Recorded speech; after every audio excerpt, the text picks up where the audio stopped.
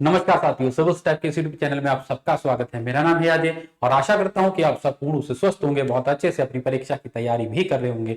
तो चलिए साथियों, आज की इस एचपीएस मेंस हिंदी की कक्षा को हम आरंभ करते हैं। साथियों, एचपीएस मेंस हिंदी की परीक्षा की तैयारी के लिए आप लोगों के लिए विशेष रूप से इस कक्षा को आयोजित किया गया, जिसमें कि आप को निशुल्क कक्षाएं मिल रही हैं, फ्री लेक्चर सीरीज मिल रही है, जिसमें कि आप अपनी हिंदी की तैयारी बहुत अच्छे से कर पा रहे हैं और आधे घंटे में मात्र हम एक विषय को पूर्ण कर रहे हैं। तो आशा करता हूं कि आप इस कक्षा का लाभ पूर्ण रूप से ले रहे होंगे, इसलिए कक्षा को जरूर रोज देखिए और कक्षा में अंत तक बने रहिए, ताकि आपको कक्षा अच्छे से समझ में आ सके और आप इस कक्षा का लाभ ले सके। तो चले करते हैं शुरू आज की इस कक्षा को। आज हमारी कक्षा है 12वीं कक्षा है और आज का हमारा विषय है उपसर्ग, प्रत्यय और पर्यायवाची। उपसर्ग, प्रत्यय और पर्यायवाची को आज हम पढ़ने वाले हैं। तो पहले बात करेंगे उपसर्ग किसे कहा जाता है, प्रत्यय किसे कहा जाता है। उपसर्ग की बात करेंगे। उपसर्ग आपको पता है कि जो साधारण शब्द में अगर मैं बोलूं तो उपसर्ग जो एक ऐसा शब्दांश होता है जो किसी भी शब्द के आगे लगता है, और प्रत्यय क्या होता है, ऐसा शब्दांश जो किसी भी शब्द के पीछे लगेगा, उसको प्रत्यय कहा जाता है। ये विस्तार से जानते हैं। तो हमारे पास उपसर्ग की बात करेंगे तो वह अव्यय या शब्दांश जो किसी शब्द के पहले आकर उसका विशेष अर्थ बना देते हैं, उनको उपसर्ग कहा जाता है। ठीक है, विशेष अर्थ बना देंगे। एक शब्दांश है, किसी भी शब्द के आगे लगकर उसमें विशेष अर्थ बना देते हैं, उसको उपसर्ग कहा जाता है। ठीक है, और उपसर्ग की बात करें, समझ में आ गया, जो शब्द के आगे लगकर उसमें उसका विशेष अर्थ बना देता, अर्थ में परिवर्तन कर देता, उसको उपसर्ग कहा जाता है। प्रत्यय की बात करें तो सामान्य भाषा में प्रत्यय वे शब्द होते हैं जो अव्यय के बाद लगते हैं, उसे नया रूप दे देते हैं, अर्थात शब्द के पीछे लगकर उसमें नया रूप देते हैं, उसको प्रत्यय कहा जाता है। ठीक है, उपसर्ग और प्रत्यय यहां से आप अच्छे से समझ पाएंगे। उपसर्ग शब्द के आरंभ में जुड़ता है, ठीक है, और प्रत्यय जो होता है शब्द के अंत में जुड़ता है। ठीक है, ये तो आप सबको पता है। उसके बाद आता है उपसर्ग जुड़ने पर मूल शब्द का अर्थ बदल जाता है। जो मूल शब्द का अर्थ होता है, जो मूल हमने पढ़ा था ना शब्द, जब हम क्रिया विशेषण के बारे में, क्रिया के बारे में पढ़े तो उसमें आपको मैंने मूल शब्द धातु बताया था, है ना। तो वही चीज है कि उपसर्ग जुड़ने पर जो मूल शब्द होगा उसका अर्थ बदल जाता है। ठीक है, अर्थ बदल जाता है। प्रत्यय जुड़ने पर अर्थ मूल शब्द के इर्द गिर्द ही घूमेगा, मतलब उसी के इर्द गिर्द घूमेगा, बदलेगा नहीं, उसी के इर्द गिर्द घूमेगा। उदाहरण देखें, जैसे कि प्रचार शब्द है, ठीक है, प्रचार शब्द है तो इसमें चार में प्र उपसर्ग लगा। ठीक है, चार का अर्थ क्या हुआ, संख्यावाचक हम कह सकते हैं चार, है ना। तो उसमें प्र उपसर्ग जुड़ गया, प्र उपसर्ग जुड़ गया तो ये क्या बन गया, प्रचार। तो प्रचार का अर्थ क्या हो गया, अब चार हो गया संख्यावाचक, और प्रचार का अर्थ हो गया किसी चीज को विख्यात करने के लिए, विख्यात एडवर्टाइजमेंट जिसको बोल सकते हैं ना, प्रचार किया जाता है, तो उसको प्रचार अलग शब्द हो गया, नया शब्द बन गया प्रचार। ठीक है, उसी प्रकार से प्रत्यय की बात करें तो प्रत्यय में क्या है, इतिहास और इक। ठीक है, तो इतिहास मूल शब्द है, इसमें इक प्रत्यय जुड़ा तो ये क्या बन गया, ऐतिहासिक बन गया। ठीक है, तो अब देखो इतिहास, इतिहास मूल शब्द है, उसमें प्रत्यय जुड़ा इक तो ऐतिहासिक बन गया, जिसका अर्थ क्या हुआ, मतलब इतिहास से संबंधित, अर्थात मूल शब्द के इर्द गिर्द ही अर्थ घूमता है। जो यहां पर बोला गया कि अर्थ जो है मूल शब्द के इर्द गिर्द ही घूमेगा। ठीक है, तो इसको कहा जाता है प्रत्यय। ठीक है, देखो उसके बाद हमारे पास आते हैं, हिंदी में मुख्यतः चार प्रकार के उपसर्ग हैं। हिंदी में मुख्यतः चार प्रकार के उपसर्ग कौन कौन से, देखो संस्कृत के उपसर्ग अर्थात जिनको तत्सम शब्द कहा जाता है, तत्सम उपसर्ग कहा जाता है। उसके बाद हमारे पास आते हैं तद्भव उपसर्ग, हिंदी के उपसर्ग जिनको कहा जाता है। फिर उर्दू के उपसर्ग जो विदेशी भाषा के अंतर्गत आते हैं, और अंग्रेजी के, विदेशी और ये जो उर्दू और अंग्रेजी विदेशी भाषा के अंतर्गत आते हैं। ठीक है, चार प्रकार के उपसर्ग माने जाते हैं। मतलब कि देखो जो तत्सम शब्द होगा, तत्सम शब्द में जो उपसर्ग जुड़े होंगे तो वो तत्सम के उपसर्ग होंगे। जो हमारे पास हिंदी के शब्द होंगे, हिंदी में जो प्रत्यय उपसर्ग जुड़ा होगा तो वो क्या बन जाएगा, हिंदी का उपसर्ग बन जाएगा। इसी प्रकार के उर्दू के शब्दों में जो उपसर्ग लगेगा उर्दू का हो गया, और अंग्रेजी शब्दों में जो उपसर्ग लगेगा वो अंग्रेजी का उपसर्ग उसको कहा जाएगा। ठीक है, चलो फिर एक एक करके उदाहरण देख लेते हैं। पहले हमारे पास तत्सम उपसर्ग अर्थात संस्कृत भाषा के उपसर्ग। देखो जैसे कि हमारे पास उपसर्ग है अति। ठीक है, अति उपसर्ग, अति का अर्थ क्या होता है, अधिक, है ना। तो अति शब्द के लगने से कौन कौन से शब्द बने हैं, अतिशय, अतिक्रमण, अतिवृष्टि, अति शीघ्र, अति अंत। देखो अति अंत कैसे बना, अति और अंत। ठीक है, अति और अंत मतलब यहां पे ई और अ की संधि हुई। ठीक है, तो ई और यहाँ पर अ की संधि हुई है, संधि वाले नियम यहाँ पर काम आ जाएंगे। उसी प्रकार से अति आचार अत्याचार बन जाएगा। ठीक है,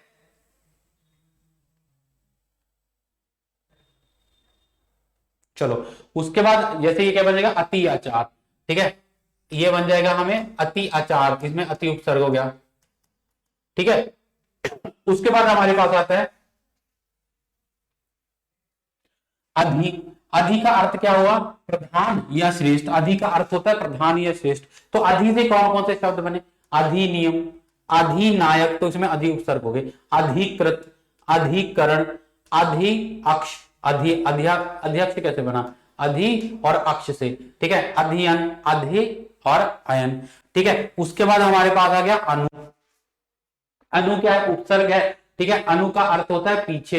तो अनु के लगने से कौन कौन से शब्द बने, अनुचर, अनुज, अनुकरण और अनुकूल। ये हमारे पास अनु से शब्द बन गए। उसके बाद हमारे पास आता है अप उपसर्ग। अप का अर्थ क्या होता है, बुरा, जैसे बोलते ना अपमान, है ना, अपमान। तो अपमान क्या होगा, उसमें क्या होगा, अप उपसर्ग लगा। अप यश, अप शब्द, अपकार, अप कीर्ति, अप व्यय और अप शकुन। तो ये हमारे पास क्या बन गए, ठीक है, ये हमारे पास बन गया जो अप उपसर्ग से शब्द। उसके बाद आ गया निर शब्द। ठीक है, निर का अर्थ हो गया बिना, किसी के बिना। तो निर से कौन कौन सा शब्द बन गया, निराकार, निर आकार, निराकार बन गया, निर आकार, निर आदर। ठीक है, निरादर कैसे बन गया, इसमें भी क्या उपसर्ग है, निर और आदर, निरादर बन गया। ठीक है, उसी प्रकार से निरोग, नीरस, निरीह और निरक्षर, निर और अक्षर। उसके बाद प्र उपसर्ग से कौन कौन से शब्द बन गए, प्र का अर्थ होता है आगे। तो प्र से कौन कौन सा शब्द बना, प्रदान, प्रबल, प्रयोग, प्रसार, प्रहार और प्रयत्न। अब आप एक चीज देखेंगे तो ये सारे के सारे जो कौन से तत्सम शब्द हैं, है ना। तो इसमें उपसर्ग जो लग गए, इसलिए जो हमारे पास तत्सम उपसर्ग लग गए। परा, परा शब्द का अर्थ होता है विपरीत। तो परा से क्या बन गया, पराजय, पराभव, पराक्रम, परामर्श, परावर्तन और पराविद्या। ये हमारे पास प्र उपसर्ग लगने से बन गए शब्द। ठीक है, उसके बाद देखो हमारे पास संस्कृत के बाद हमारे पास हिंदी के शब्द आते हैं। तो हिंदी के शब्द मतलब कि जिनको तद्भव बोला जाता है, तत्सम तद्भव शब्दों को हमने बड़े विस्तार से पढ़ा है ना। तो उसके बाद हमारे पास आता है जो हमारे पास तद्भव शब्द के उपसर्ग होंगे, जैसे कि अन उपसर्ग है। ठीक है, अन का अर्थ होता है नहीं। तो अन के लगने से क्या बन गया शब्द, अनबन।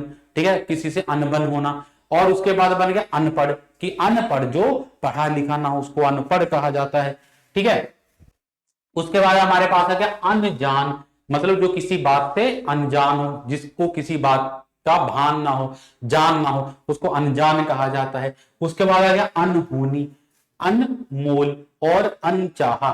तो ये हमारे पास अनुपसर्ग से हो गया। उसके बाद आता है अध, अध का मतलब हो गया आधा। ठीक है, तो अध से कौन कौन से उपसर्ग बनते हैं, अध की बात करें तो अध पका। ठीक है, उसके बाद हमारे पास आता है अध मरा, मतलब आधा मरा हुआ। उसके बाद आता है अध जला, मतलब जो आधा जला हो। ठीक है, अध खिला, जो आधा अभी अधूरा है, आधा खिला है। उसके बाद आ गया अध नंगा और उसके बाद अध गला। ठीक है, तो ये हमारे पास क्या हो गया, हिंदी के उपसर्ग हो गया। उसी प्रकार से सम, सम का अर्थ होता है समान। तो समकोण, समकक्ष, समतल, समदर्शी, समकालीन और समग्र, ये हमारे पास हो गया हिंदी के शब्द हो गए। और इसी प्रकार से हिंदी के उपसर्ग भी हो गया। ठीक है, उसके बाद हमारे पास आता है दू। दू उपसर्ग से कौन कौन सा जो शब्द बनता है, पहले दू का अर्थ देखें। दू का अर्थ होता है बुरा। ठीक है, तो दू का अर्थ क्या हो गया, दुत्कार।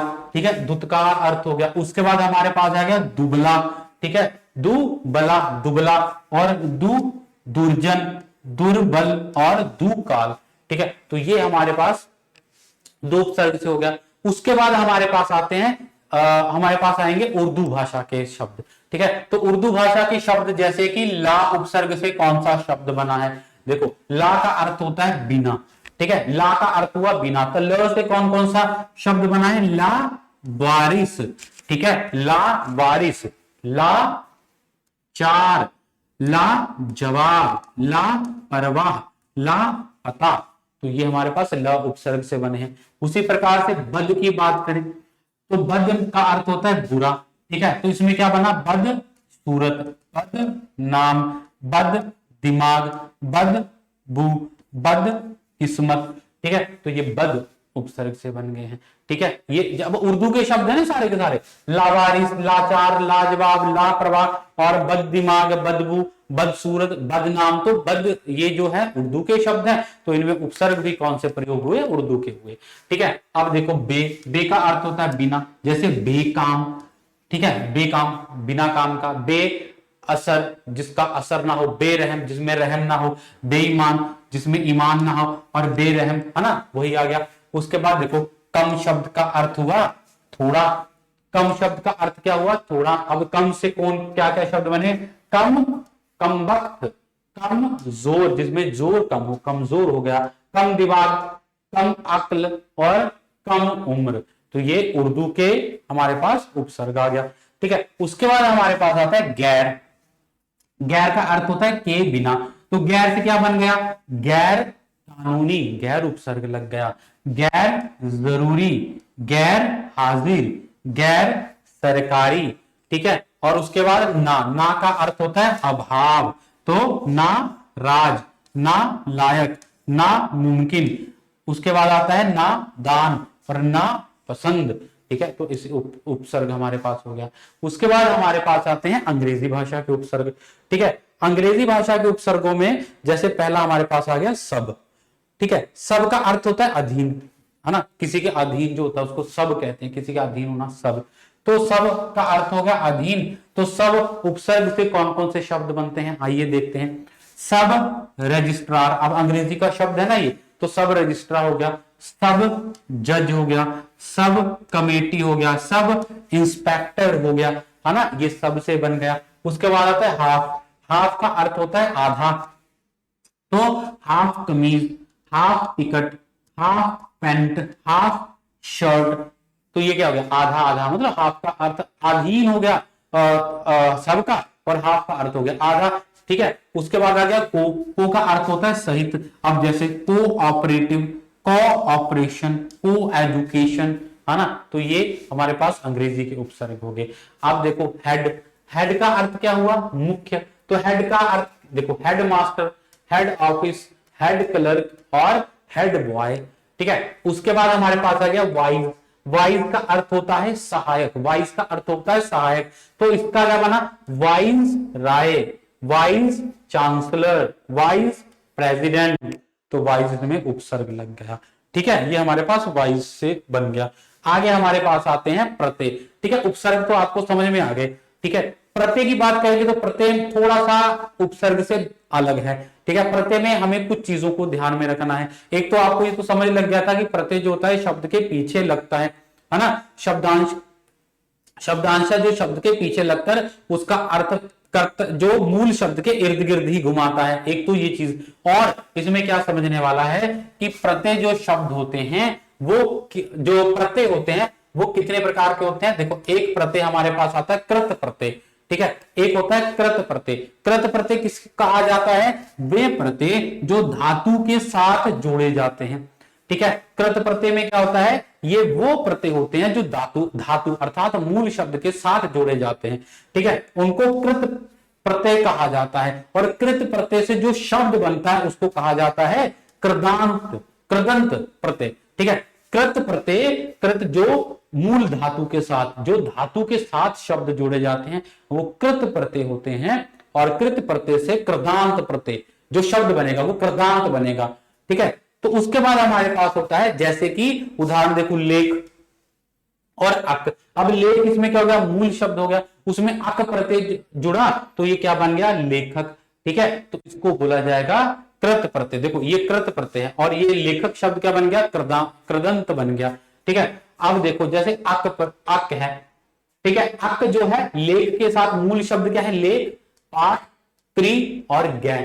ठीक है, अब इसमें क्या है कि अक इनके साथ जुड़ेगा, लेख के साथ जुड़ गया तो ये क्या बन गया, लेखक। ठीक है, अक प्रत्यय जुड़ गया। पाठक, पाठ के साथ अक प्रत्यय जुड़ गया, क्या बन गया, पाठक। उसके बाद बन गया कार के साथ जो शब्द बन गया, कारक। ठीक है, कार, का और अक मतलब क्रि अक। उसके बाद गो गो के से साथ प्रत्यय जुड़ गया, वो क्या बन गया, गायक। कैसे बना है, संधि पढ़ लीजिएगा एक बार, संधि नियम बताए थे ना, उसमें संधि के नियम लगकर ये परिवर्तन हुए हैं। ठीक है, उसके बाद हमारे पास आता है अन। अन जैसे पाल, सह, ने और चर, ये मूल शब्द हैं। अब अन, पाल के साथ शब्द जुड़ गया अन, तो ये क्या बन गया, पालन। ठीक है, और सह के साथ अन्य शब्द जुड़ गया तो ये क्या बन गया, सहन। ठीक है, उसके बाद ने के साथ अन्य प्रत्यय जुड़ गया, क्या बन गया, नयन। ठीक है, और उसके बाद चरण। ठीक है, उस देखो ये सारे के सारे क्या है, कृत प्रत्यय के उदाहरण है। अब घट, तुल, बंद और विद, तो इनके साथ जब अन्ना प्रत्यय जुड़ा तो क्या बन गया, घटना, तुलना, बंदना, वेदना। ठीक है, तो इनको बोला जाता है कृत प्रत्यय। उसके बाद हमारे पास आते हैं तद्धित प्रत्यय। ठीक है, कृत प्रत्यय से कृदंत प्रत्यय बना, उसके बाद हमारे पास आता है तद्धित प्रत्यय। तद्धित प्रत्यय कौन से होते हैं, वे प्रत्यय जो धातु को छोड़कर अन्य शब्दों के साथ, मतलब कि ये धातु के साथ नहीं जुड़ेंगे। जो तद्धित प्रत्यय होते हैं ये इसमें जो प्रत्यय किसके साथ जुड़ता है, संज्ञा के साथ, सर्वनाम के साथ या फिर विशेषण के साथ ही प्रत्यय जुड़ेगा। ठीक है, इनको कहा जाता है तद्धित प्रत्यय। जो संज्ञा, सर्वनाम और विशेषण के साथ प्रत्यय जुड़ते हैं उनको तद्धित प्रत्यय कहा जाता है। तद्धित प्रत्यय से बने शब्दों को तद्धिदांत प्रत्यय कहा जाता है। ठीक है, जैसे कि सेठ क्या है, संज्ञा है, उसमें आनी प्रत्यय जुड़ा तो क्या बन गया, सेठानी। ठीक है, जैसे आइन प्रत्यय है, और पंडित और ठाकुर ये क्या है, ये हमारे पास आ गए संज्ञा।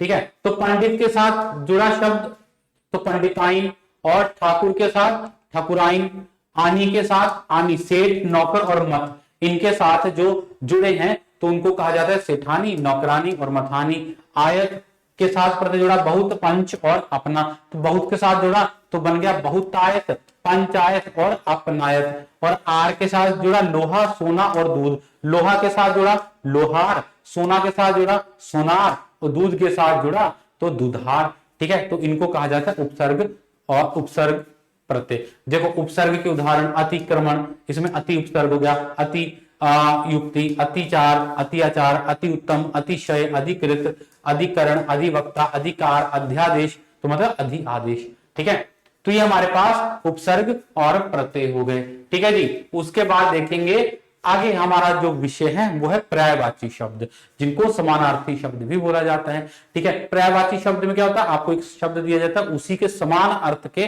हमें और शब्द लिखने होते हैं, उनको पर्यायवाची शब्द कहा जाता है। ठीक है, तो पर्यायवाची शब्द देखेंगे, जैसे कि हमारे पास है अमृत।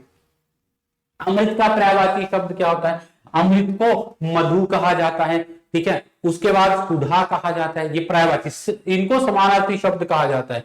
ठीक है, पीयूष हो गया, मद अमृत का पीयूष हो गया, अमी हो गया, सोम और सुरभोग, सुर मतलब देवता और भोग जो सुर जिसका भोग लगाते हो, सुरभोग हो गया, सोम हो गया, सोम रस मतलब अमृत रस जिसको बोला जाता है सोम रस। ठीक है, तो पीयूष, सुधा और मधु ये अमृत के पर्यायवाची हो गए, तो इनको आपको याद करना होगा, इनको याद कर लीजिएगा, आपको पर्यायवाची भी पूछे जाते हैं। ठीक है, उसके बाद अत्याचारी, अत्याचारी का पर्यायवाची क्या क्या होता है, आतात्यायी बोला जाता है, आतात्यायी। ठीक है, उसके बाद निरसंग बोला जाता है, जालिम और बर्बर। ठीक है, ये हमारे पास अत्याचारी के पर्यायवाची हो गए। आगे बात करेंगे आंख, आंख का पर्यायवाची क्या होता है, नेत्र, आंखों को नेत्र बोला जाता है ना, उसके जैसे कि नेत्र ज्योति वृद्धि के लिए, अर्थात आंखों की रोशनी की वृद्धि के लिए, है ना। नयन, नयन बोला जाता है, चक्षु बोला जाता है, चक्षु भी कहा जाता है। ठीक है, दृग, लोचन, अक्षी, नजर, अक्ष और चश्म, चश्मा से चश्मा शब्द बना है। ठीक है, चश्म दृष्टि मतलब आंख होगी और उसके ऊपर जो पहनते चश्मा हो गया।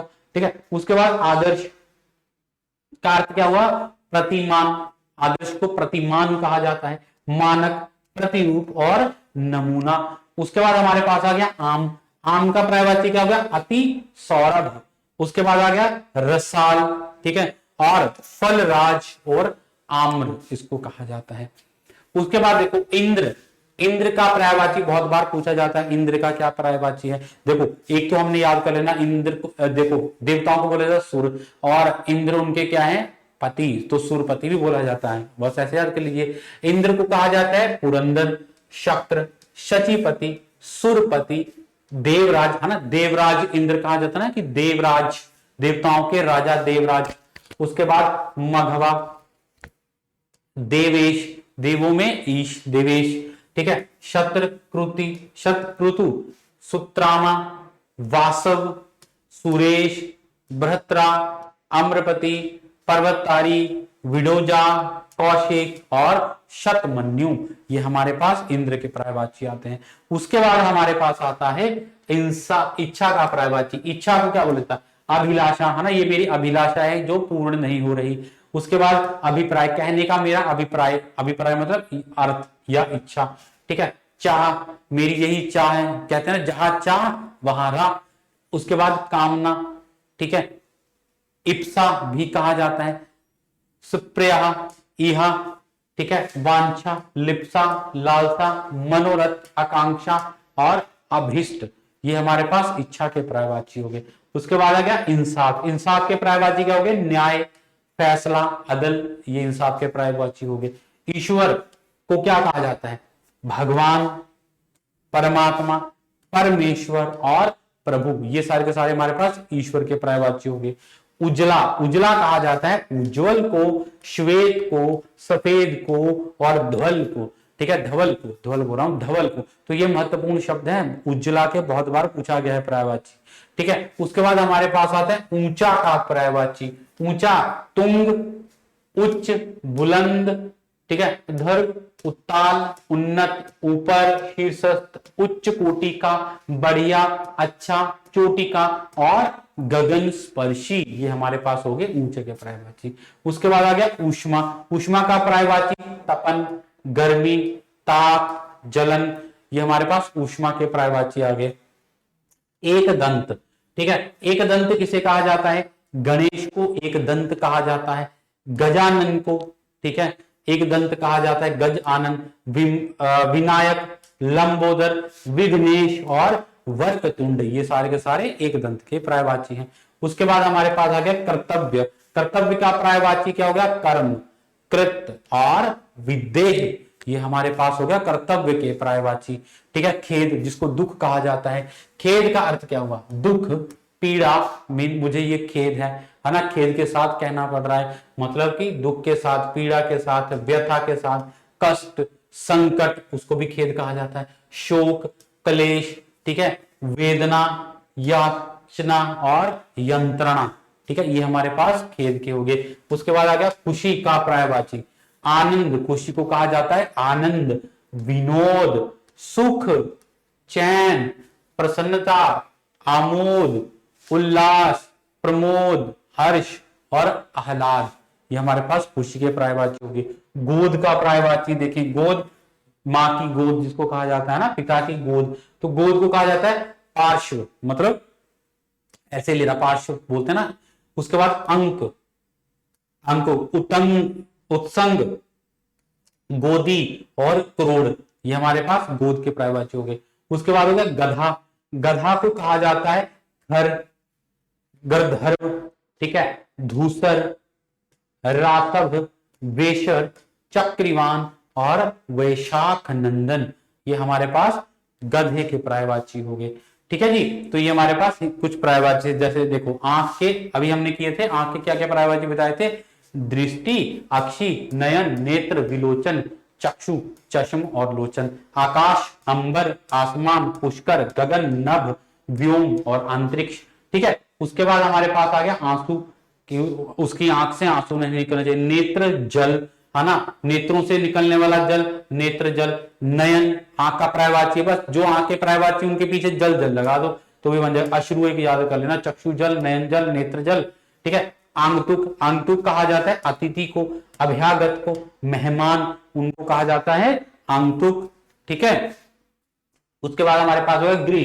गृह घर, निकेतन, भवन, आल्य, निवास और गेह, ठीक है। उजला, अभी हमने किया था उज्जवल, सफेद, धवल, श्वेत, ये हमारे पास उजला के हो गए। उजाला कहा जाता है आलोक, प्रकाश, चांदनी, तेज, विभा, रोशनी और प्रभा, ठीक है। उसके बाद आ गया उपवास। उपवास में व्रत, निराहार, लंघन और फाका, ये हमारे पास उपवास के पर्यायवाची आ गए, ठीक है जी। तो साथियों ये थे हमारी आज की कक्षा का विषय, जिसमें हमने उपसर्ग, उपसर्ग किया, प्रत्यय किया, पर्यायवाची, ये 3 विषयों को पढ़ा है।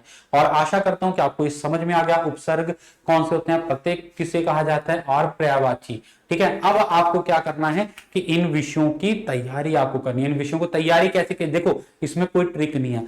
ट्रिक जो एक चीज होती है ना, ट्रिक वो कहीं कहीं काम आती है। अगर कोई तुक्के 1-2 पर्यायवाची की ट्रिक बता भी दूं, जैसे मैंने नयन का बताया, नयन के पर्यायवाची कर लो तो उसके पीछे जल जल लगा लो, पर हर चीज की ये ट्रिक नहीं बन सकती। तो इनको अभ्यास कीजिए। कुछ पर्यायवाची जैसे हम एक दिन में टारगेट रख लीजिए कि मैंने 20 पर्यायवाची पढ़ने हैं, पढ़ने मीन्स याद करने हैं। उसके बाद फिर एक टारगेट रख लीजिए कि आज मैंने इतने उपसर्ग और इतने प्रत्यय पढ़ने हैं। तो इस तरह से इनको जितना ज्यादा हो सकता है इनको अध्ययन कीजिए, अभ्यास कीजिए, ताकि ये आपको अच्छे से याद हो सके। तो आज की कक्षा को यहीं पर देते हैं विराम। आप सबका बहुत बहुत धन्यवाद इस कक्षा में अंत तक बने रहने के लिए। अगर आपको यह कक्षा अच्छी लगती है, कक्षा को लाइक कीजिए, अपने मित्रों तक साझा कीजिए, ताकि बहुत सारे विद्यार्थी इस कक्षा का लाभ ले सकें, जैसे कि आप इस कक्षा का लाभ ले रहे हैं। चलें, कक्षा को देते हैं विराम। आप सबका बहुत बहुत धन्यवाद। स्वस्थ रहें और मस्त रहें।